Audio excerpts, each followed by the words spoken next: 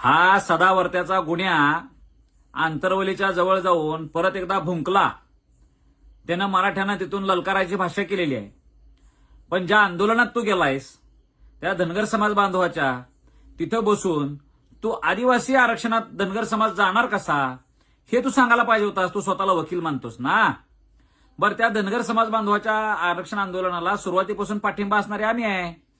पण गुन्हा तू आम्हाला एक सांग, आपल्या महाराष्ट्रातल्या एक दोन जाती ज्या आज ओबीसीत आहेत त्या एससी मध्ये आरक्षण मागायला लागलेल्या आहेत, संविधानानुसार मागायला लागलेल्या आहेत.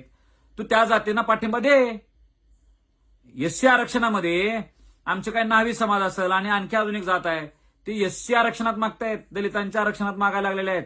त्याला तू पाठिंबा देणार आहेस का? तुला फक्त मराठा जातीला ललकारण्यासाठी तुला तिथं पाठवलेलं आहे. मराठवाड्यामध्ये जातीवाद वाढल कसा ह्याचं टार्गेट तुला दिलं गेलेलं आहे. तू आज जे काय बोंबलायला लागलाय जरांग्या, अरे जरांगे पाटलाला तू त्यांचं कर्तृत्व आहे. तू कोण आहेस? गावचा कुत्रा आहेस, बिनपट्ट्याचा कुत्रा. तुला काय घंट्याचं माहिती रे अभ्यास?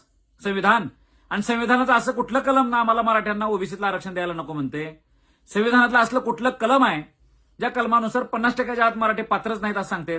तुझा लय अभ्यास आहे तर तू 23 मार्च 1994 जो GR नेमका कसा चांगला हे सांग ना. ए गुन्ह्या, त्या कुठलं आयोग नेमला होता 23 मार्च 1994 त्याच्यावर बोल. मराठी पात्रच नाही म्हणून झालेला जुन्या केस तू सांगतोस. 50%च्या वरचं आरक्षण आमच्या जुन्या लोकांनी स्वीकारलं म्हणून तुझ्यासारख्याचं फावली. आज तू आमच्यावर तू मुळावर मुतालायस काय? ए गुन्ह्या, आज 50%च्या आतल्या आरक्षणाची मागणी आम्ही करतोय, लक्षात ठेव. तुझ्यासारखे असे 50 कुत्रे जरी आले ना तर त्या आरक्षणाची मागणी आम्हाला असंविधानिक आहे असं कोणी म्हणू शकणार नाही. धनगर समाज आदिवासी चाललाय, तो दुसऱ्याचा हक्क घेतोय. असं असताना तुला हक्क घेतोय असं वाटत नाही आणि मराठीच तुला ओबीसी झाल्यावर हक्क घेणार आहेत हो रे. दोन डबल ढोलकी वागू नको. तू आज उघडा पडलायस, लक्षात ठेव. आणि तुला जर अभ्यासच असेल ना तर तू त्या अभ्यासावर बोल. राज्य मागासवर्ग आयोग कायदा 2005च्या कलम 9 आणि कलम 11 संदर्भात बोल. तुझे संरक्षणाची जबाबदारी आम्ही घेऊ. तुला आंतरवली द्यायचंय ना. आझाद मैदानावर आम्ही आव्हान केलं त्यावेळेस तुझी बायको म्हणत होती घाबरून, होय काय मराठ्यांना बोलू नका, मराठी घराकडे येतील, असलं काय खालची दर्जा करू नका. आम्ही मराठ्या आझाद मैदानावरून माघारी आल्यावर तुझे पोलीस संरक्षणात उभा राहून लय फडफड वाढले होय रे. तुझी बायको पण हे करते अशी. काय रे कुठला अभ्यास तुमचा? हा कुठला सिलेक्टिव्ह अप्रोच तुमचा? आज तुला आंतरवलीत पण यायचंय का नाही? तू आंतरवलीत ये, मराठ्यांच्या सोबत चर्चेला बस. आंतरवलीतल्या सुद्धा संरक्षणाची जबाबदारी आम्ही घेतो, मराठे घेणार. तुला कुणी हात लावणार नाही. तुला जे काही संरक्षण घ्यायचं काहीच संरक्षण कोणी द्यायचं नाही.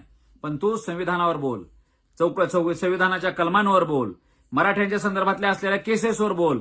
आम्ही 50% आत कसं होत नाही ते तू सांग, आम्ही सांगू कसं आरक्षण मिळते. सदावर्तीने त्याची फडफड बंद करावी. म्हणून जरांगे पाटलांच्या बाबतीत बोलत असताना त्यानं चांगल्या भूमिकेत बोलावं. मी एका टीव्ही चॅनलवर तुला जबाबदार मी तुला झापलेला होता. जरांगे पाटलाच्या बाबतीत बोलताना तू नीट बोल, भाषा तुझी नीट ठेव. आणि तुला जिथं यायचं आहे चर्चेला तिथं आमच्यासारखी लोक तयार आहेत. चॅलेंज आहे तुला माझं.